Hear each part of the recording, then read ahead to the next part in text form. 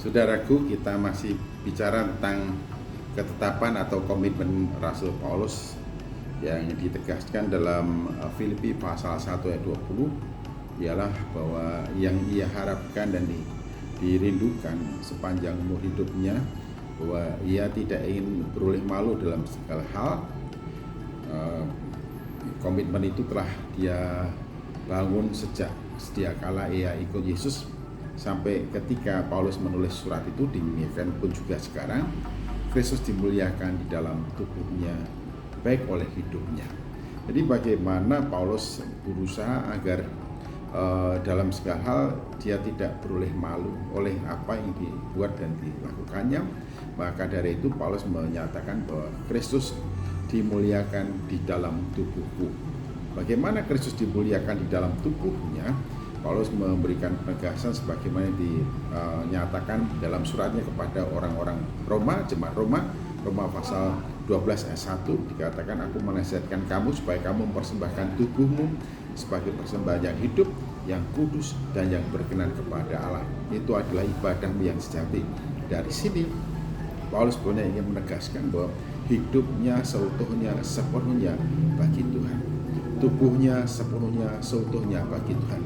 Karena itu ia berusaha mengendalikan diri hidupnya, tubuhnya, bagaimana supaya diperkenan oleh Allah di dalam Kristus, bagaimana supaya semuanya itu untuk kemuliaan nama Tuhan Yesus Kristus. Seperti domba yang dipilih untuk menjadi korban atau untuk dikorbankan sebagai persembahan, maka domba itu tidak bercacat, tidak bercela. Demikian juga tubuh Paulus. Paulus ingin tubuh hidupnya tidak ada cacat dan celanya, sehingga ia layak menjadi korban atau persembahan yang harum di hadapan Bapa. Itu juga sesuai dengan apa yang ditegaskan kepada orang-orang Galatia, orang-orang Efesus dalam pasal yang ke-5, supaya setiap orang percaya menjadi penurut Allah yang kekasih, seperti anak-anak yang kekasih seperti Tuhan Yesus Kristus, yang telah mempersembahkan dirinya sebagai korban yang harum bagi Bapa. Nah, demikian juga Paulus berkomitmen sepenuh hidupnya sebagaimana Kristus. Ia ingin melalui tubuhnya nama Bapa dipermuliakan, yaitu ia tidak ingin hidupnya mendatangkan malu bagi diri dan melalui perkataan atau perbuatannya, namun ia ingin tubuhnya bagi kemuliaan Kristus. Ketika ia mengatakan biarlah Kristus dimuliakan di dalam tubuhnya baik oleh hidupnya, jelas sekali ya, oleh hidupnya. Ini artinya Paulus sudah berkomitmen sejak awal ia menerima Yesus Kristus, sejak awal ia menerima panggilan dari Tuhan Yesus Kristus. Ia ingin hidupnya sepenuhnya bagi Tuhan, atau melalui hidupnya ia sungguh-sungguh ingin memuliakan nama Tuhan Yesus Kristus. Lalu apa yang dilakukan oleh Paulus? Ia menegaskan, bagiku hidup adalah Kristus dan mati adalah keuntungan. Sebenarnya di dalam ayat yang ke-22 Paulus mengatakan, kalau aku boleh memilih, aku memilih segera pulang kembali ke rumah Bapa di surga, karena di sana sudah disediakan tempat dalam kehormatan dan kemuliaan bersama-sama dengan Tuhan Yesus Kristus.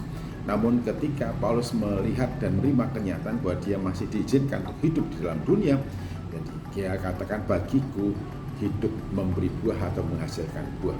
Haleluya, puji Tuhan. Jadi kita betul-betul menggunakan hidupnya untuk Tuhan sebagaimana Paulus, yaitu hidup bagi Tuhan itu yaitu berbuah banyak. Apa buah yang ditegaskan oleh Paulus dalam pelayanan kepada orang-orang Filipi? Itu menjadi buah bagi hidup Paulus. Dikatakan bahwa pelayanannya itu adalah bagaimana untuk membuat orang-orang Korintus semakin bertumbuh di dalam iman, semakin berkembang di dalam iman, semakin bangga di dalam iman, sehingga Paulus sungguh-sungguh melayani supaya orang-orang Filipi memberikan penegasan juga seperti penegasan dia, bagiku hidup adalah Kristus, karena memiliki kebanggaan di dalam Tuhan Yesus Kristus. Itu adalah buah pelayanan yang ingin dihasilkan oleh Paulus dalam pelayanan pengembalaan kepada orang-orang di Filipi. Lalu sebenarnya kalau kita menafsirkan buah di sini sesuai dengan pengajaran Tuhan Yesus Kristus, dikasihkan dalam hal inilah kamu memuliakan Bapa, kamu benar-benar muridku jikalau kamu berbuah banyak, dan dengan buah yang banyak itu kamu memuliakan Bapakku yang di surga. Jadi kalau Paulus berkomitmen hidupnya bagi Tuhan, maka ia hidup untuk menghasilkan buah. Semakin banyak berbuah berarti hidup bagi kemuliaan Bapa di surga.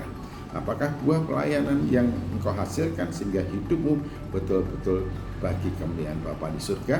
Pertanyaan itu harus kita jawab masing-masing secara pribadi yang memiliki tugas dan tanggung jawab di hadapan Tuhan Yesus Kristus. Haleluya.